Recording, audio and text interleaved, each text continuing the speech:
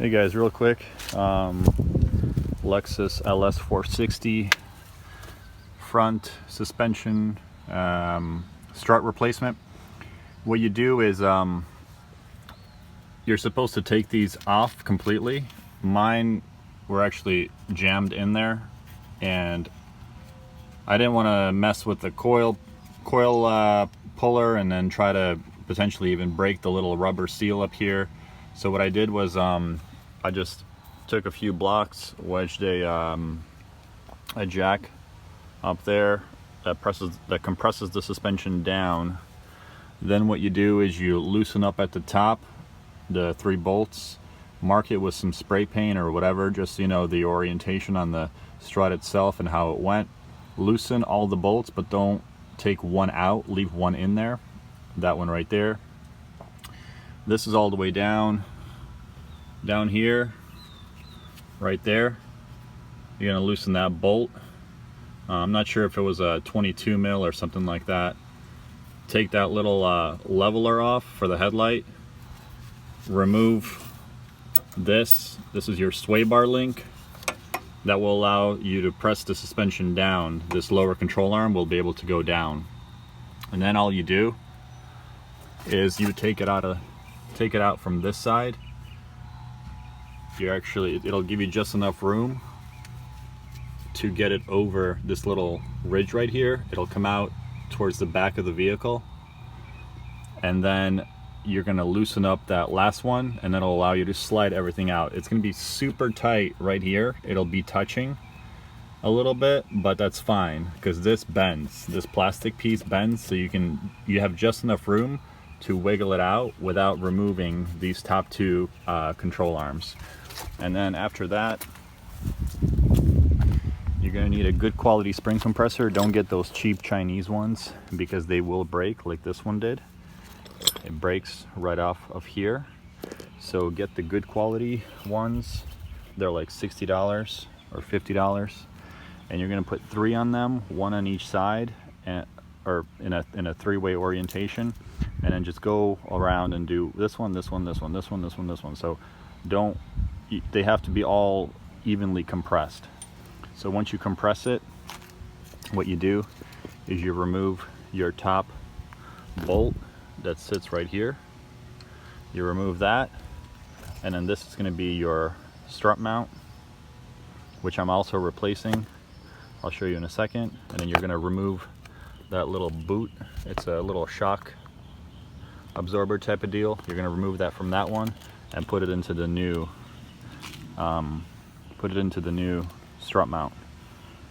So here's the old part number, 48510500160. It's a KYB, and this one is totally blown. It doesn't even compress out anymore.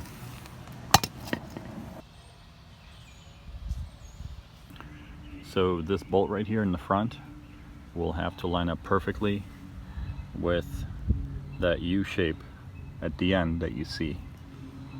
Otherwise, this whole assembly, when you put it back together, won't fit inside. Over here, there's a little notch in the actual strut itself and the mount that you have to line up, otherwise it won't go in properly.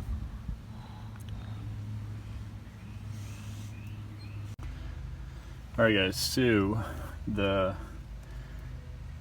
front strut is in. First thing you do is you line up the top hole right there, and then you screw in 1 bolt on top. While you're doing that, the jack will be right here as I showed you before. It has compression, so it's pushed down all the way, and you're gonna push this over the lower control arm. The hole will be about here, and as you start to remove tension from the jack, this will get closer and closer and closer and closer to that lower control arm, but not all the way. Then you take the jack and you put it underneath the rotor, not the plastic shield, by the way, not this, because you'll bend it, but just on the lip of the rotor. And you're going to start lifting this up a little bit. And what you'll see is this hole will start to line up perfectly with the lower control arm. Put that bolt in it, tighten it down from both sides. And then once that's done, go ahead up top and tighten up all of the remaining. There's 3 bolts total on top that you're going to tighten down. Then connect your headlight leveler right here, and then you're going to connect your sway bar link, because this is going to be removed all the way in order to get clearance to put that new strut back. Okay.